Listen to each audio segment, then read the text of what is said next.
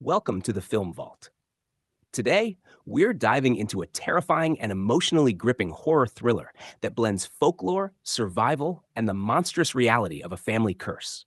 This is a story of mystery, transformation, and the primal instincts buried deep within us all. This is Face of the Wolf, a dark legend in the Oregon wilderness. Our story begins in 1995, deep in the remote mountains of Oregon, where a hiker goes missing under mysterious circumstances. Soon, whispers begin to spread among the locals. Some say he fell victim to the wilderness. Others claim he was infected with a strange animal-borne virus called Hill's fever. But among the indigenous people of the region, the legend has a far more chilling name: Face of the Wolf. The danger lurking in these woods is no ordinary beast. And soon, one man and his son will find themselves face to face with something far more terrifying than any predator they've ever encountered. A father and son in the wild. Enter Grady and his young son, Blake. On this particular day, Grady is teaching Blake the art of hunting, reminding him that survival in the wild requires focus, patience, and discipline. But Blake, still a child, finds himself distracted by the world around him: mushrooms, birds, the simple wonders of nature. Grady scolds him, reinforcing the lesson that paying attention isn't just important, it's the key to staying alive. Just then, Blake notices movement nearby: a deer. Grady readies his rifle, but before he can take the shot, the deer bolts into the trees. Frustrated, he turns back, but Blake is gone. A glimpse of something unnatural. While his father searches for him, Blake has wandered into a secluded spot. But instead of finding another good vantage point for hunting, he sees something else. Something he can't explain. A shadowy figure, half hidden in the brush, watching him. Before he can react, the figure vanishes. Suddenly, a deep growling sound rumbles from the trees. Blake's heart pounds as the growl grows louder, closer. Slowly, he backs away until a sudden movement startles him. He stumbles, expecting the worst, only to find Grady standing before him, furious at his disobedience. But the danger isn't over. More rustling sounds emerge from the darkness. Grady, now fully alert, senses something is very wrong. He grabs Blake and rushes to the hunting blind for cover, rifle in hand. Then they hear it. Something climbing. Something strong. Something relentless. It pounds against the door, trying to break in, circling the blind in search of another way inside. But then another sound, a small animal, a deer, wanders into view. Instantly, the creature abandons its pursuit, leaping down to attack its prey. Grady, seizing the opportunity, takes a peek. And what he sees chills him to the bone: a mutilated deer. And just beyond it, something standing on two legs. Something fast, something unnatural. He raises his rifle to shoot, but before he can fire, the thing vanishes into the forest, leaving only an eerie, echoing howl. Blake, terrified, asks what it was. Grady, shaken but unwilling to scare his son further, simply mutters, "A bear." But later that night, alone in his cabin, Grady makes a call to his friend Dan. He's seen the wolf, the very creature he's been tracking for years. He's convinced now more than ever that it's real, that it's dangerous, and that he must stop it before it threatens more innocent lives. Unbeknownst to him, his son Blake overhears the conversation, staring at his father's tattoo, a mark that holds a deeper meaning than he could ever imagine. 30 years later, the past comes calling. Fast forward 3 decades, and Blake is now a grown man with a family of his own. He's married to Charlotte, and together they have a young daughter, Ginger. Life is peaceful, normal.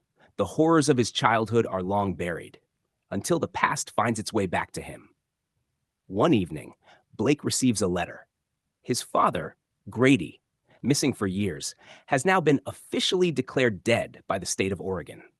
Though he expected this news eventually, the finality of it still hits him hard. Regret washes over him. He left home the moment he was old enough, never looking back. And now, he realizes he never truly made peace with his father. Determined to face his past, Blake decides to travel to Oregon to collect his father's belongings. But he doesn't want to do it alone. Wanting to reconnect with his own family, he proposes that they all spend the summer there. A chance to be together. A chance to heal. But the journey ahead will be nothing like what they expected. A journey into the unknown. As they drive through the winding forest roads of Oregon, they come to a fork, a split between two paths. Blake checks his phone for a map, but there's no signal out here. Then Ginger notices something, or rather, someone, standing in a hunting blind nearby. It's an armed man approaching their vehicle. Tension rises, but as the man steps closer, his face becomes clear. It's Derek, Dan's son and Blake's childhood friend. He explains that most people have left this area and that the usual road to Grady's farm is blocked, but he knows another way.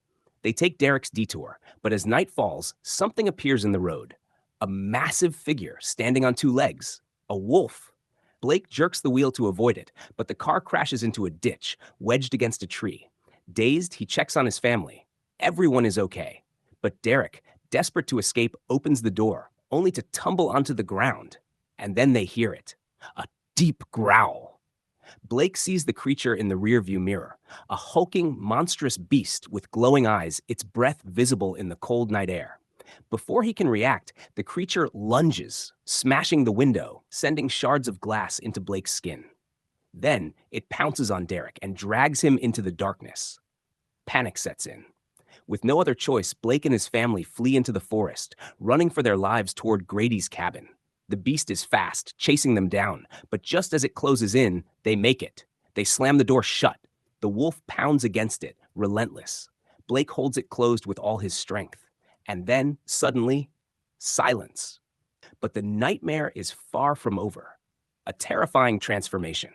As the night wears on, Blake begins to feel different. He's sweating profusely, his muscles ache. Then he notices something horrifying. His teeth falling out, his hair shedding in clumps. And then the hunger, a deep primal hunger that he can't control. Piece by piece, his body betrays him. His senses sharpen, his nails blacken, his vision shifts to an unnatural hue. And worst of all, he can hear it. The wolf, the call of the wild. And by the time the sun rises, Blake may not be the man they knew anymore. Face of the Wolf is a gripping blend of survival horror and emotional tragedy, exploring themes of family, legacy, and the monster lurking within us all. It's a chilling, visceral journey that takes werewolf lore to a whole new level, one that will leave you haunted long after the credits roll. If you enjoyed this breakdown, make sure to like, subscribe, and turn on notifications for more deep dives into the best horror, thriller, and action films. Thanks for watching The Film Vault.